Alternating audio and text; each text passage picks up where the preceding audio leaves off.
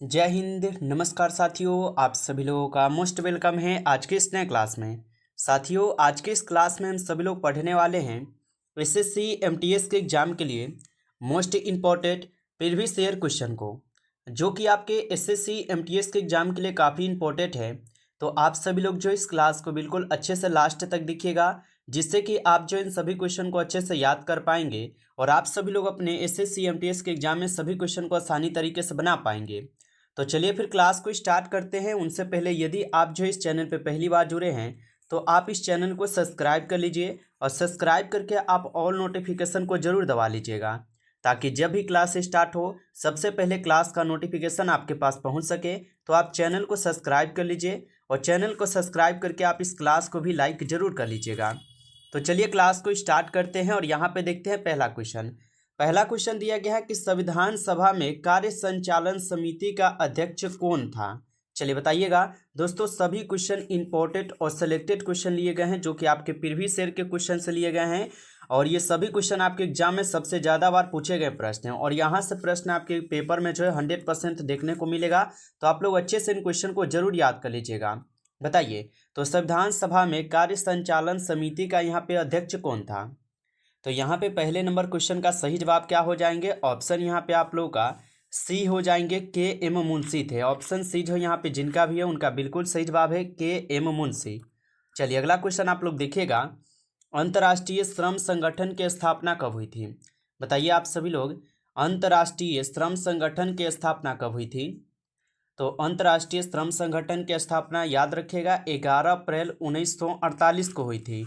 Option B जो है यहाँ पे इस क्वेश्चन का सही जवाब है 11 अप्रैल 1948 को। अगला क्वेश्चन देखिएगा आप लोग कि नागालैंड के गांधी के नाम से जाना जाता है।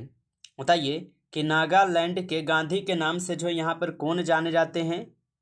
तो नागालैंड के गांधी से नाम से जो है यहाँ पे कौन जाने जाते हैं? तो ये जाने जाते हैं lieutenant Natwar Thakkar. Option C जो है इस क्वेश्चन का यहाँ पे बिल्कुल सही जवाब हो जाएंगे। अगला क्वेश्चन आप लोग देखिएगा, स्टेच्यू ऑफ क्राइस्ट कहाँ स्थित है? बताइए, सभी लोग आंसर लगाइएगा कि स्टेच्यू ऑफ क्राइस्ट जो है कहाँ पर स्थित है। तो स्टेच्यू ऑफ क्राइस्ट जो है यह स्थित है आपके ब्राज़ील में। ऑप्शन सी जो है इस क्वेश्चन का सही जवाब है ब्राज़ील में, याद रखिएगा। अगला क्वेश्चन है आप लोग का, संविधान संशोधन का उल्लेखीय भारतीय संविधान के कौन से भाग में है? सभी क्वेश्चन बिल्कुल इंपॉर्टेंट क्वेश्चन है, जो कि आपके एसएससी एमटीएस के एग्जाम में देखने को मिलेंगे। अच्छे से याद कर लीजिएगा, क्योंकि यहाँ से आपके पेपर में प्रश्न सीधा सीधा आएंगे। बताइए कि संविधान संशोधन का जो उल्लेखीय संविधान है ये कौन से भाग में हो जाएंगे? तो ये आपके भाग 20 में है। ऑप्शन बी जो है इस क्वेश्चन का यहाँ पे सही जवाब है भाग 20 में। अगला क्वेश्चन आप लोग देखिएगा कि सूर्य का ताप जो है मापा जाता है। बताइए, तो सूर्य का ताप किसके द्वारा मापा जाता है? तो याद रखिएगा, सूर्य का ताप मापे जाते हैं पायरोमीटर तापमापी द्वारा। ऑप्शन यहाँ पे सी जो है इस क्वेश्चन का सही जवाब है, याद रखिएगा। अगला क्वेश्चन आप लोग देखिएगा कि घृणित कायर के नाम से कौन सा मुगल शासक जाना जाता है? बताइए, तो घृणित कायर के नाम से कौन सा मुगल शासक है जो कि जाना जाता है? तो घृणित कायर के नाम से जाने जाते हैं आपके कौन? तो फर्रुख सियर जाने जाते हैं। ऑप्शन ए जो है यहाँ पे इस क्वेश्चन का सही जवाब है, याद रखिएगा। चलिए अगला क्वेश्चन आप लोग देखिएगा, यहाँ पे दिए गए हैं थाईलैंड की राजधानी बताइए। चलिए बताइए, यहाँ पे थाईलैंड की राजधानी बताइएगा आप लोग। चलिए, तो थाईलैंड की राजधानी कहाँ पर हो जाएंगे? तो थाईलैंड की राजधानी हो जाएंगे बैंकॉक में। ऑप्शन ए जो इस क्वेश्चन का सही जवाब है बैंकॉक में, याद रखिएगा। अगला क्वेश्चन आप लोग का आता है कि निम्न में से अरविंद एडिगा द्वारा लिखी गई पुस्तक का यहाँ पे नाम बताइए। चलिए लगाइए आंसर आप लोग कि निम्न में से अरविंद एडिगा द्वारा लिखी गई पुस्तक का यहाँ पे आपको नाम बताना है।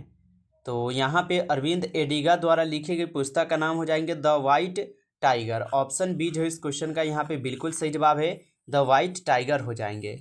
आगे देखिएगा, क्वेश्चन है आप लोग का, भारत के नियंत्रक एवं महालेखा परीक्षक के पद की व्यवस्था कौन से अनुच्छेद में जो है की गई है?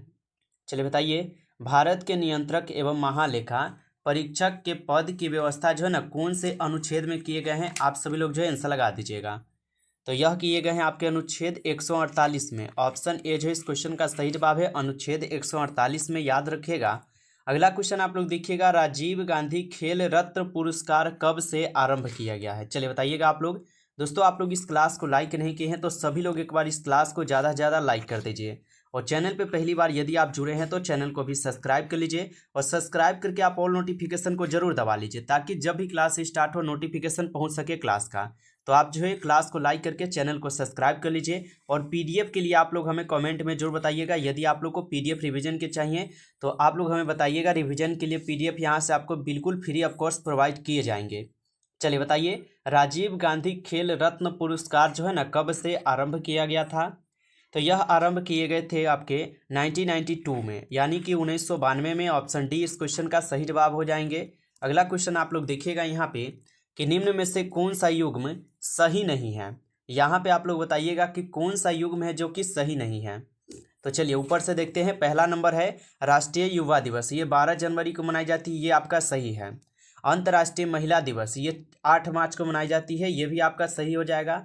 यहाँ पे दिए गए सी में कि ओजोन दिवस कब मनाए जाते हैं 16 सितंबर को, ये भी आपका सही है, तो बच गया डी। नौसेना दिवस ये 5 सितंबर को नहीं मनाई जाती है, 5 दिसंबर को नहीं मनाई जाती है, बल्कि ये 4 दिसंबर को मनाई जाती है। ठीक है, तो ये 5 दिसंबर आपका गलत है, तो इसलिए ऑप्शन यहाँ पे आप लोग का गलत हो जाएगा डी, क्योंकि सही सुमेलित यही नहीं है। तो ये तो 4 दिसंबर होना चाहिए, याद रखिएगा। आगे देखिएगा, क्वेश्चन है आप लोग का, ब्रिटेन के हाउस ऑफ कॉमन्स का प्रथम भारतीय सदस्य कौन था? चलिए बताइएगा आप लोग, ब्रिटेन के हाउस ऑफ कॉमन्स का जो प्रथम भारतीय सदस्य थे ये कौन था? तो यह कौन थे? तो यह हो जाएंगे दादा भाई नौरोजी। ऑप्शन डी जो इस क्वेश्चन का बिल्कुल सही जवाब है, दादा भाई नौरोजी है, याद रखिएगा। चलिए अगला क्वेश्चन आप लोग देखिएगा, हैदराबाद कौन सी नदी के किनारे बसा है? दोस्तों ये सभी क्वेश्चन बिल्कुल वीवीआई क्वेश्चन है, जो कि आपके एग्जाम में सबसे ज़्यादा बार देखने को मिला है ये प्रश्न, तो अच्छे से याद कर लीजिएगा क्योंकि यहाँ से प्रश्न आपके एग्जाम में सीधा सीधा मिलेंगे। बताइए हैदराबाद कौन सी नदी के किनारे बसा हुआ है? तो यहाँ पे 40 नंबर क्वेश्चन का आप लोग का सही जवाब जो है क्या हो जाएंगे? तो 40 नंबर क्वेश्चन का जिनका भी ऑप्शन यहाँ पे डी रहेंगे उनका बिल्कुल सही जवाब है, मूसी नदी हो जाएंगे। ऑप्शन डी इस क्वेश्चन का बिल्कुल सही जवाब है। चलिए अगला क्वेश्चन आप लोग देखिएगा, पानीपत का जो तृतीय युद्ध है ये कब हुआ था? चलिए बताइए आप लोग, तो पानीपत का तृतीय युद्ध कब हुआ था? सभी लोग आंसर लगा दीजिएगा। तो याद रखिएगा, पानीपत का जो तृतीय युद्ध है ये आपके 1761 में हुई थी। जिनका भी ऑप्शन यहाँ पे बी है उनका बिल्कुल सही जवाब है, 1761 में पानीपत के तृतीय युद्ध हुआ था। अगला क्वेश्चन आप लोग देखिएगा, सैयद वंश का यहाँ पे संस्थापक कौन था? चलिए बताइए, सैयद वंश का यहाँ पे संस्थापक कौन हो जाएंगे? तो खिज्र खान जो है ये सैयद वंश के संस्थापक थे। ऑप्शन बी इस क्वेश्चन का सही जवाब है। अगला क्वेश्चन आप देखिएगा, अकाल तख्त की स्थापना किस गुरु ने जो है ना करी थी? आप लोग ये बताइएगा। तो अकाल तख्त की स्थापना किस सिख गुरु ने की थी? तो ये किए गए थे गुरु हरगोविंद सिंह के द्वारा। ऑप्शन सी जो है इस क्वेश्चन का सही जवाब है। अगला क्वेश्चन आप लोग देखिएगा कि भूमध्य सागर का प्रकाश स्तंभ कौन से ज्वालामुखी को जो है ना कहा जाता है? तो भूमध्य सागर का जो प्रकाश स्तंभ कौन से ज्वालामुखी को कहा जाता है? तो याद रखिएगा ये कहे जाते हैं स्ट्राबोली को। ऑप्शन यहाँ पे आप लोग का बी जो है इस क्वेश्चन का सही जवाब है। अगला क्वेश्चन देखिएगा आप लोग कि उड़ान योजना कब जो है लॉन्च की गई थी? चलिए बताइए आप लोग आंसर कि उड़ान योजना जो है ये कब लॉन्च की गई थी? तो उड़ान योजना लॉन्च की गई थी 21 अक्टूबर 2016 को। ऑप्शन ए जो है इस क्वेश्चन का सही जवाब है, 21 अक्टूबर 2016 को। अगला क्वेश्चन आप लोग देखिएगा कि सुनामी नाम किससे संबंधित है? लगाइए आंसर कि सुनामी नाम जो है ये किससे संबंधित है?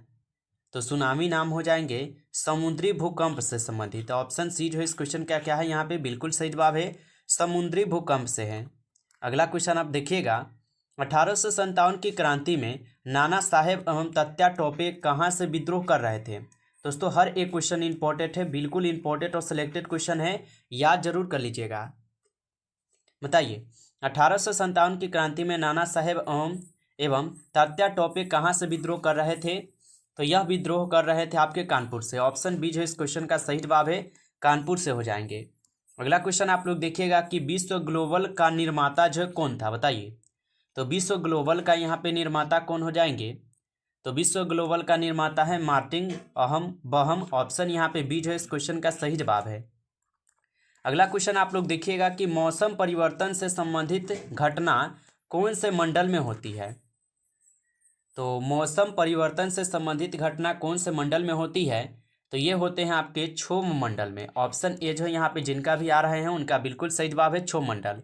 अगला क्वेश्चन आप लोग देखिएगा, दूसरी पंचवर्षीय योजना कौन से मंडल पर आधारित है, बताइए। तो दूसरी पंचवर्षीय योजना जो ये कौन से मॉडल पर आधारित हो जाएंगे, तो ये आधारित है पीसी महाल नोबिस के मॉडल पर। ऑप्शन सी इस क्वेश्चन का सही जवाब हो जाएंगे, याद रखिएगा। चलिए अगला क्वेश्चन आप देखिएगा कि पूर्वी नौसेना कमांड का मुख्यालय कहाँ स्थित है। तो पूर्वी नौसेना जो कमांड है उनका मुख्यालय कहाँ पर स्थित हो जाएंगे। तो पूर्वी नौसेना का जो कमांडर का मुख्यालय है ये कहाँ पर हो जाएंगे, तो ये आपके विशाखापट्टनम में है। ऑप्शन सी इस क्वेश्चन का बिल्कुल सही जवाब है, विशाखापट्टनम। अगला क्वेश्चन आप लोग देखिएगा कि वह तत्व जो सभी अम्ल में विद्यमान होता है, बताइए। तो वह तत्व जो सभी अम्ल में विद्यमान होते हुए क्या हो जाएंगे, तो याद रखिएगा वह आपके कौन हो जाएंगे, तो वह आपके ऑक्सीजन हो जाएंगे। ठीक है, ऑप्शन डी जो है इस क्वेश्चन का सही जवाब हो जाएंगे, ऑक्सीजन, याद रखिएगा। आगे क्वेश्चन दिया गया है कि शुष्क बर्फ किसे जो है कहा जाता है, बताइए। तो शुष्क बर्फ जो है किसे कहा जाता है, तो शुष्क बर्फ कहे जाते हैं ठोस कार्बन डाइऑक्साइड को। ऑप्शन डी जो है इस क्वेश्चन का बिल्कुल सही जवाब है, ठोस कार्बन डाइऑक्साइड को कहते हैं शुष्क बर्फ। अगला क्वेश्चन आप लोग देखिएगा, दिए गए हैं क्वेश्चन के मानव शरीर में मांसपेशियों की संख्या कितनी होती है, बताइए आप लोग। काफी इंपॉर्टेंट क्वेश्चन है कि मानव शरीर में मांसपेशियों की संख्या कितनी होती है। तो मानव शरीर में मांसपेशियों की संख्या आपके कितना होता है, तो 639 होता है। ठीक है, यहाँ पे ऑप्शन आप लोग का डी दिया गया है, 639। ऑप्शन डी कीजिएगा आप लोग सही जवाब। चलिए आगे बढ़ते हैं। अगला क्वेश्चन आप लोग देखिएगा, यहाँ पे दिए गए हैं 29 क्वेश्चन है कि कौन सा यहाँ पे पदार्थ जो है प्राकृतिक में 3 अवस्थाएं ठोस, द्रव्य, गैस में पाया जाता है। चलिए बताइए आप लोग। दोस्तों हर एक क्वेश्चन आपके एग्जाम में पूछे भी गए हैं यहाँ से प्रश्न, बिल्कुल प्रीवियस शेयर से क्वेश्चन हम करवा रहे हैं आपको, ताकि आप लोग का जो है ना प्रीवियस शेयर के अगर क्वेश्चन तैयार हो जाता है, रिवीजन हो जाता है, तो समझ लीजिएगा कि 60% क्वेश्चन तो आपका यहाँ से तैयार ही हो गया। बच गया आपके 40%, जो कि आपको इंपॉर्टेंट और मॉडल पेपर प्रैक्टिस सेट के साथ हम करवा देंगे। घबराइएगा नहीं, आपको सभी क्वेश्चन करवाते चलेंगे इस चैनल के माध्यम से। आप नए हैं तो बस चैनल को आप सब्सक्राइब कर लीजिएगा, क्योंकि आपको यहाँ पे डेली क्लास करवाते हैं। चैनल को सब्सक्राइब करके आप ऑल पे दबा लीजिए, और क्लास को लाइक नहीं किए हैं तो बस एक लाइक जरूर आप इस क्लास को कीजिएगा। ठीक है, चलिए बताइए कि कौन सा पदार्थ प्राकृतिक में 3 अवस्थाएं ठोस, द्रव्य, गैस में पाया जाता है। तो आपको पता होगा कि ये पाए जाते हैं H2O। ऑप्शन ए जो है इस क्वेश्चन का सही जवाब हो जाएगा। अगला क्वेश्चन आप देखिएगा कि एम्पियर मात्रक है, बताइए। एम्पियर जो है ये किसका मात्रक होता है, तो आपको पता ही होगा एम्पियर जो है ये आपके विद्युत धारा की क्या होता है, मात्रक होता है। तो ऑप्शन सी क्या है इस क्वेश्चन का बिल्कुल ही सही जवाब है, विद्युत धारा। चलिए अगला क्वेश्चन आप देखिएगा कि पोजीट्रॉन की खोज किसने की थी। चलिए बता दीजिए, पोजीट्रॉन की खोज किसने की। तो पोजीट्रॉन की खोज की गई थी किसके द्वारा, ये किए गए थे आपके एडरसन के द्वारा। ऑप्शन यहाँ पे बी जो इस क्वेश्चन का सही जवाब है, एडरसन के द्वारा। अगला क्वेश्चन आप देखिएगा कि खाने का जो सोडा रासायनिक नाम है इनका क्या होता है। तो खाने की सोडा का यहाँ पे रासायनिक नाम क्या हो जाएगा, तो खाने की सोडा का रासायनिक नाम हो जाएंगे आपके NaHCO3, जो कि ऑप्शन ए यहाँ पे इस क्वेश्चन का सही जवाब है, NaHCO3 होता है। अगला क्वेश्चन आप देखिएगा कि हेमेटाइट जो है अयस्क है, बताइए।